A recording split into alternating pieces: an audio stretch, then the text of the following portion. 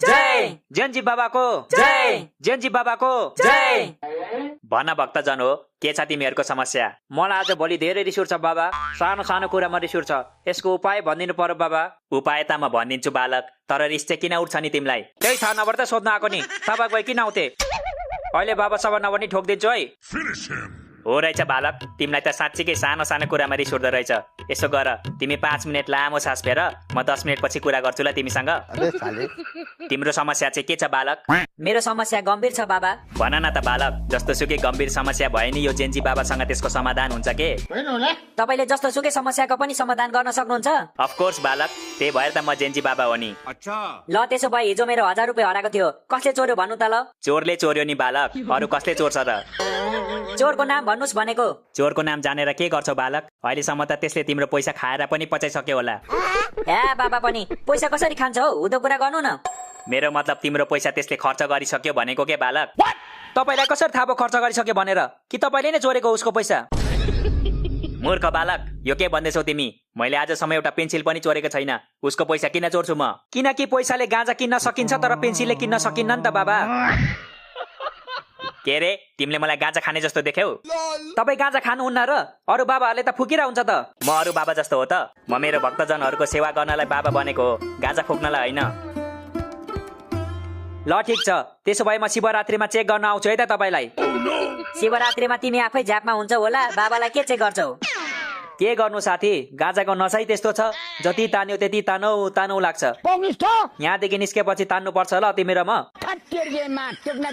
ए बालक, म तिमीलाई बिन्ती गर्छु, मेरो आश्रममा आएर गाँजाको कुरा नगर प्लिज। ल ल बाबा सरी, म गाँजाको कुरा गर्दिन।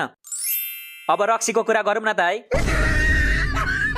ओ ब्रो, तिमी बढी हुँदैछौ है, समस्या छ भने सोध नत्र जाउँ यहाँबाट।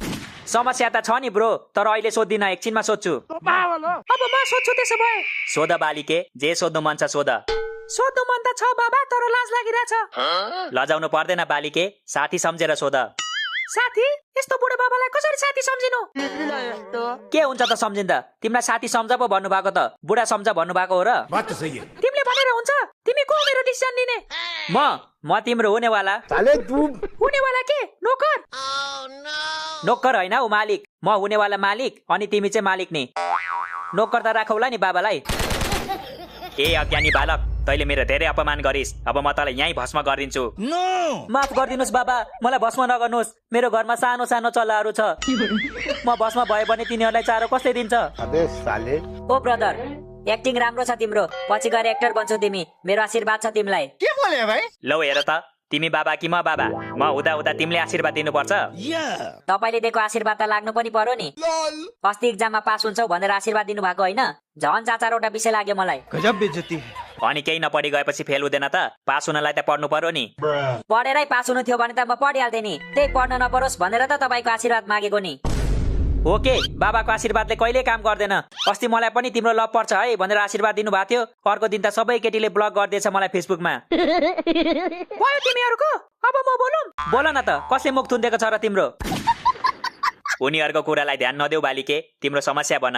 मलाई ठुलो पिर परेको छ बाबा, म दिनरात मेहनत गरेर टिकटकमा भिडियो बनाउँछु, तर भ्युज नै आउँदैन बाबा, अब म के गरौँ? यो कसरी हुन सक्छ?